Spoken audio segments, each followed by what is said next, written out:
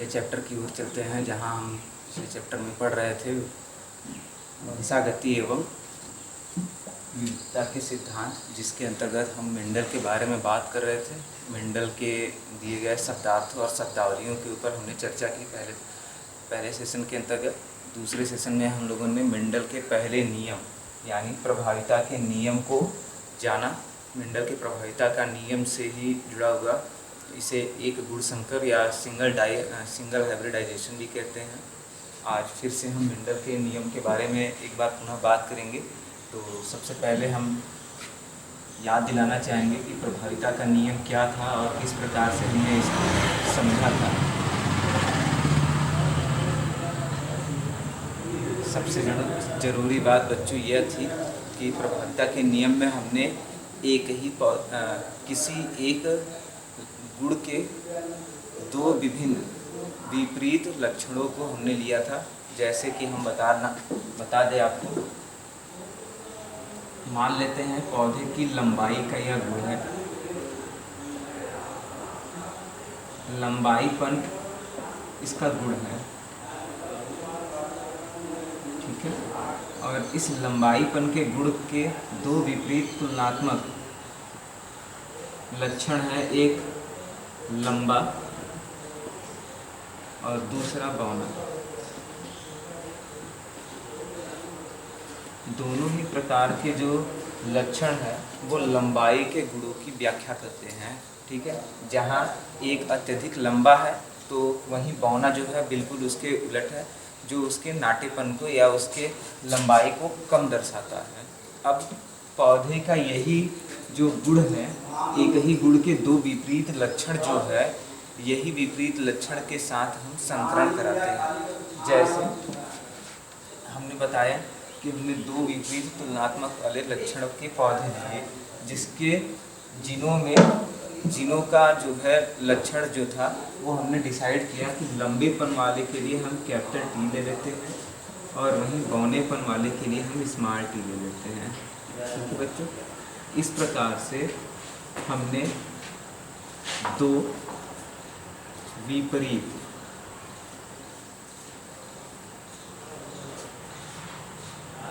तुलनात्मक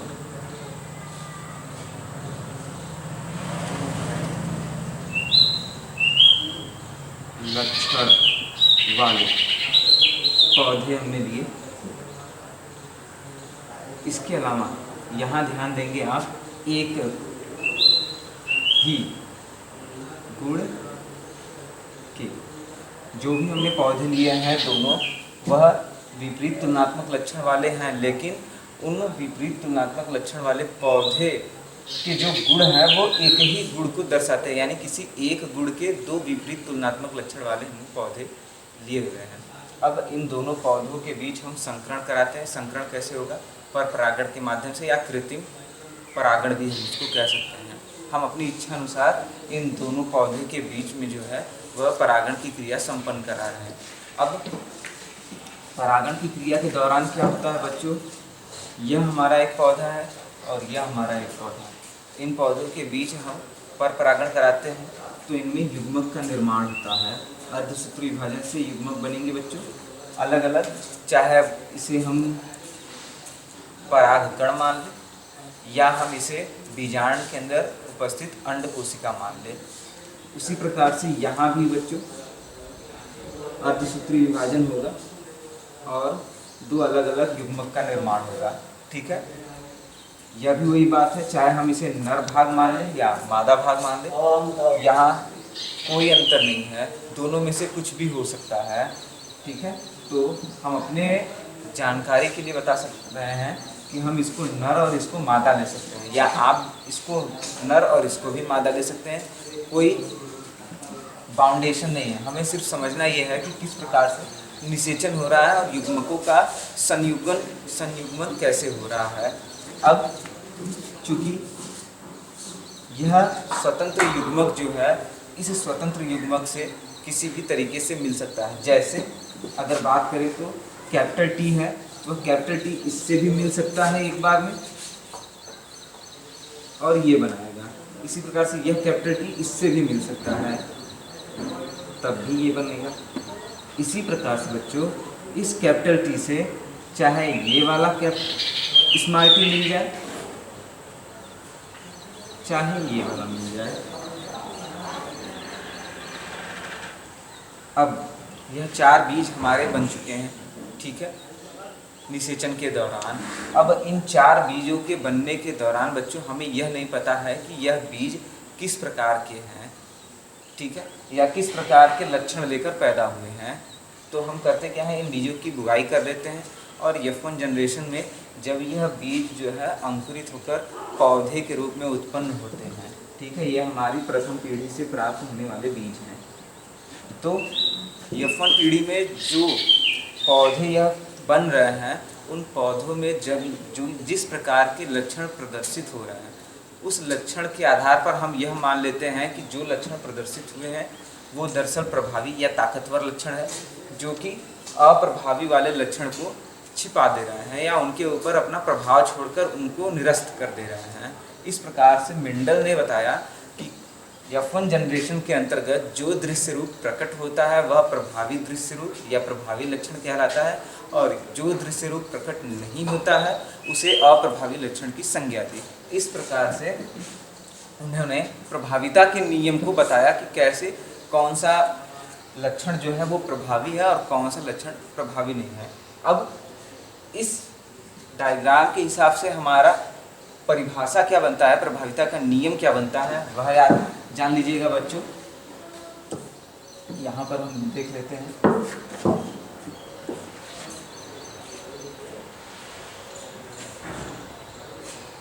देखिए, जब एक ही गुण के 2 भिन्न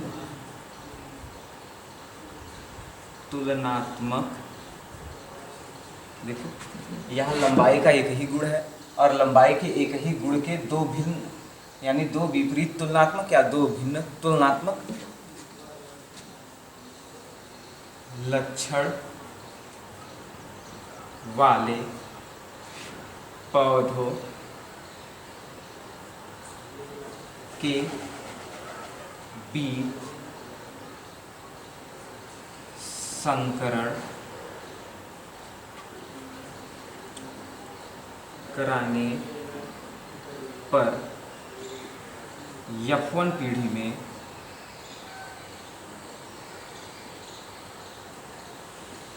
जो दृश्य रूप F1 पीढ़ी में जो दृश्य रूप प्रकट होता है। अब यह दृश्य रूप हमें कैसे प्रकट होगा, जब हम इसकी बुआई करेंगे, इस बीज की जब हम बुआई करते हैं तब हमें पता चलता है कि पौधे में किस प्रकार का लक्षण विकास के दौरान हमें दिखाई दे रहा है। तब हम यहाँ लिखते हैं जो दृश्य रूप हमें दिखाई देता है उसे प्रभावी लक्षण तथा जो नहीं दिखाई देता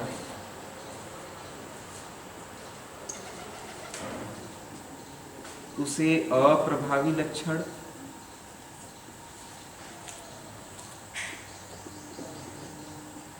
तथा इस प्रक्रिया को प्रभाविता का नियम कहते हैं।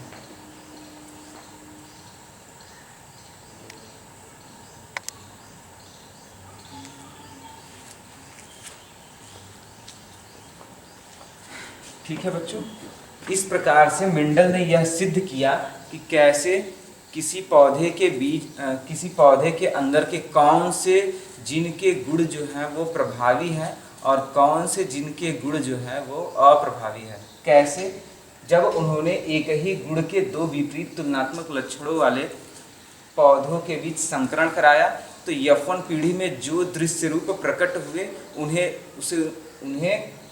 उन्होंने प्रभावित लक्षण या प्रभावित दृश्य रूप कहा, और जो प्रकट नहीं हुए उसे उन्होंने अप्रभावित दृश्य रूप लक्षण कहा।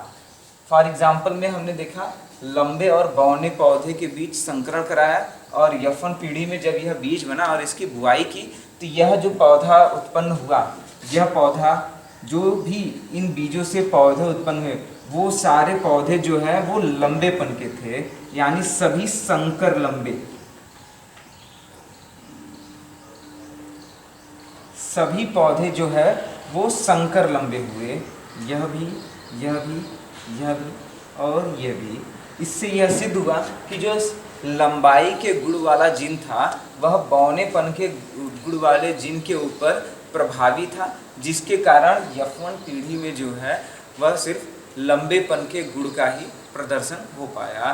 ठीक है बच्चों, आगे हम बात करते हैं मेंडल के दूसरे नियम यानी पृथक्करण का नियम, जिसे युग्मक शुद्धता का नियम भी कहते हैं। बच्चों, जो यह पृथक्करण का नियम है दरअसल यह प्रभाविता के नियम पर ही आश्रित है। ठीक है, प्रभाविता के नियम को अगर आप समझ लेंगे तो पृथक्करण का नियम भी बड़ी आसानी से आपको समझ में आ जाएगा। तो चलिए हम देखते हैं पृथक्करण के नियम को, जिसे युग्मक शुद्धता का नियम भी कहा गया है। अब बच्चों बात ये आती है कि जब हमारा एक संकर बीज तैयार हो जाता है, ठीक है, हम दूसरे नियम की बात करेंगे, पृथक्करण का नियम।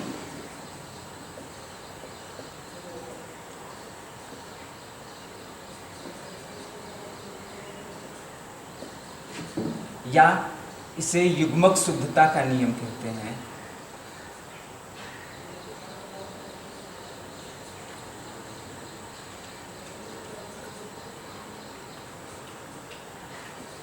ठीक है, अब पहले तो हम जानेंगे कि F1 जनरेशन के बाद जो बीज बना यानी जो पौधे की बुआई हमने की, जैसे कि यह था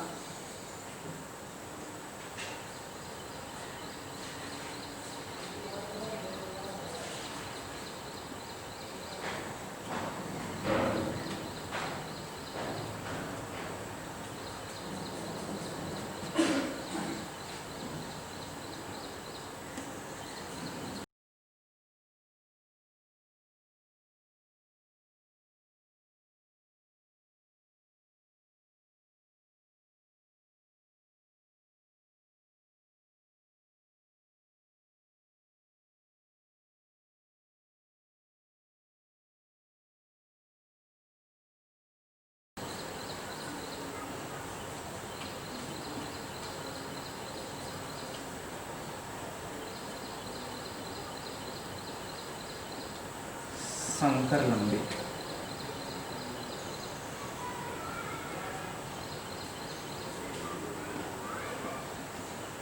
संकर लंबे, ठीक है, यह हमारा F1 जनरेशन था।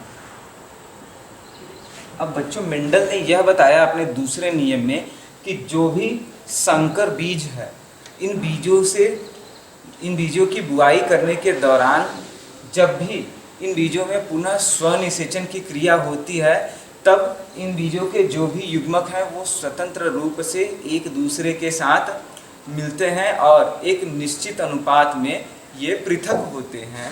कैसे, यहाँ देखते हैं, मान लीजिए हमने यह दो बीज लिए और इन दोनों बीज के अंदर जो है वह स्वनिषेचन हो रहा है। जैसे यही पौधा है, अब बात करते हैं इसी पौधे की,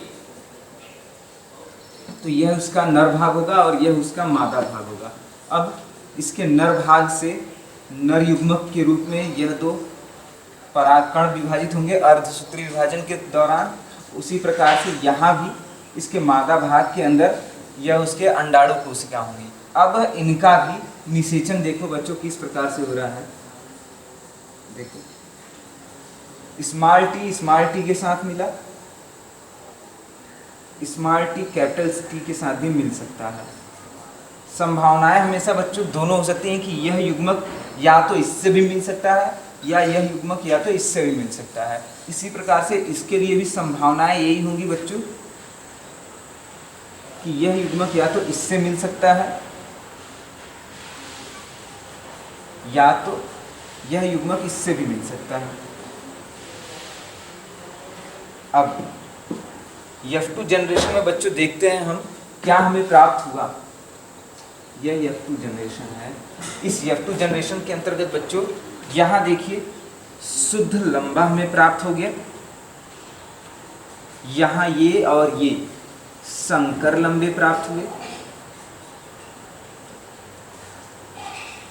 और यहाँ शुद्ध बौना।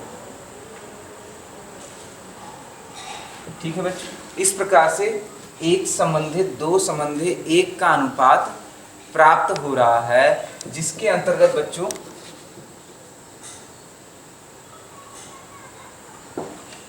अब मेंडल के दूसरे नियम की परिभाषा भी यही बनती है बच्चों। इस क्रिया के कारण जब किसी संकर पौधे में स्वनिषेचन की क्रिया होती है, तब युग्मकों का स्वतंत्र रूप से संयुग्मन होने पर युग्मक जो है अपने मूल जनक के लक्षण को स्वतंत्र रूप से या पृथक रूप से प्रदर्शित करते हैं।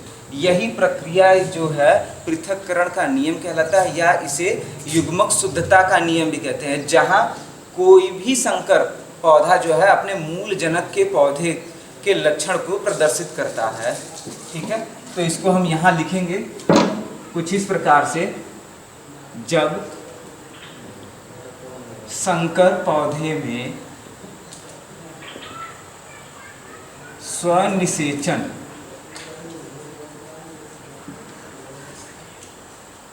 क्रिया के होने पर युग्मक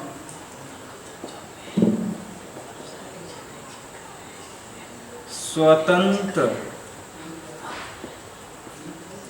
रूप से अपने मूल जनक के लक्षण को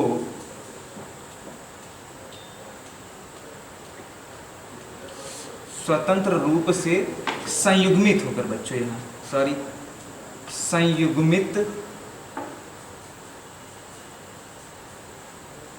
होकर अपने मूल जनक के लक्षण को प्रदर्शित करते हैं, तो इसे पृथक्करण का नियम कहते हैं, या इसे युग्मक शुद्धता का भी नियम कहते हैं। क्यों? क्योंकि यहाँ युग्मक जो है वो संकर था और अगले ही चरण ये F2 जनरेशन के अंतर्गत वो अपने मूल जनकों के रूप में भी विभक्त होते हैं। इस प्रकार से देखा जाए तो युग्मक जो है वह शुद्ध होकर अपने मूल जनक के लक्षण को भी स्वतंत्र रूप से परिलक्षित करते हैं। ठीक है, इसे युग्मक शुद्धता का नियम भी कहते हैं।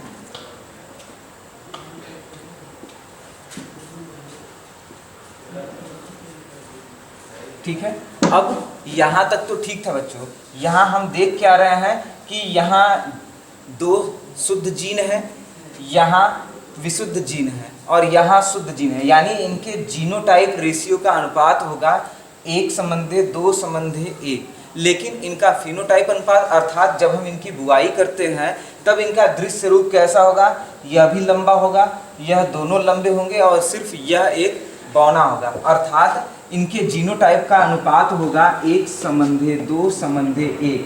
यह इनके जीनोटाइप का अनुपात होगा 1:2:1। लेकिन फिनोटाइप अनुपात जिसे हम दृश्य रूप कहते हैं वह होगा 3:1 का। ठीक है बच्चों, क्योंकि यहाँ भी हमारे दो संकर लंबे हैं जिनका दृश्य रूप अनुपात दृश्य देखने पर यह हमें लंबा ही दिखाई देगा, और चूंकि यह एक शुद्ध जनक है यह भी हमारा लंबा ही होगा। इस वजह से 2 और 1 3:1 का हमारा फिनोटाइप अनुपात होगा। तो उम्मीद करते हैं बच्चों आज आपको प्रभाविता का नियम और पृथक्करण का नियम समझ में आया होगा। अगर किसी प्रकार की समस्या होती है तो हमें ज़रूर बताएं। धन्यवाद।